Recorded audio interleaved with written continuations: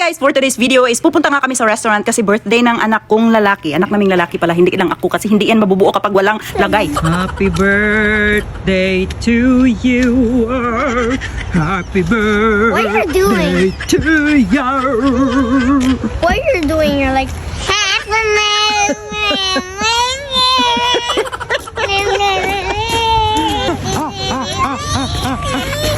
Ganito nga kami mag-celebrate ng birthday dito guys. Pupunta kami sa restaurant or minsan naman is pupunta kami sa bahay ng aking father-in-law para i-celebrate yung birthday ng mga anak namin or yung birthday namin. Nung malayo pa nga ang birthday ng aking anak guys, nagplano kaming mag-celebrate sana kasama yung mga kaibigan niya. Pero dahil nga sa aming travel this year is naiba yung aming plano. So mag-celebrate na lang kami sa restaurant or pupunta kami sa bahay ng aking father-in-law.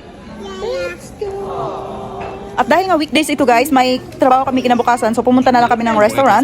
Ito yung mga kadalasang ginagawa namin, no? Tapos, syempre, pumupunta kami sa restaurant na yung mga bata kumakain ng mga pagkain nila. So, syempre, pizza yung pinuntahan namin. At itong restaurant na to guys, it's Italian restaurant. Ang pangalan niya is Pacini. At napakaganda dito guys kasi kung gusto mong kumain ng tinapay, gusto mong habang naghihintay ka ng pagkain mo na dumating, pwede kang mag-toast ng tinapay tapos lalagyan mo ng mga butter na may iba-ibang flavor habang naghihintay ka ng pagkain mo. So, hindi ko alam guys, pero gustong-gusto namin to kasi yung mister ko mahilig din sa ganyan no sa Italian restaurant. So at yung mga anak namin is gusto din nila yung pizza dito kaya ito yung napili naming puntahan. Sobrang simple lang talaga ng buhay namin guys no. Yung ordinaryo lang talaga guys kasi hindi naman kami mayaman no. Siguro yung iba guys na mga mayayaman guys so hindi ganito kung mag-celebrate sila ng birthday pero kami guys ganito yung mga ginagawa talaga namin.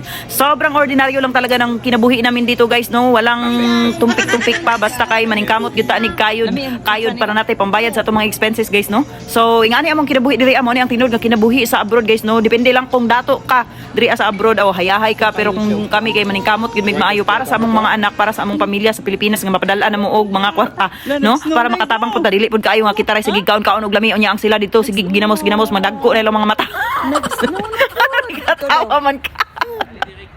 At pagkatapos naming kumain, umuwi na din kami kasi alam kong pagod kaming lahat kasi galing pa kami sa trabaho at yung anak naming lalaki galing sa school at anak naming babae is galing pa sa daycare. Birthday to you. Birthday. Happy birthday to you. Bonafide Diri.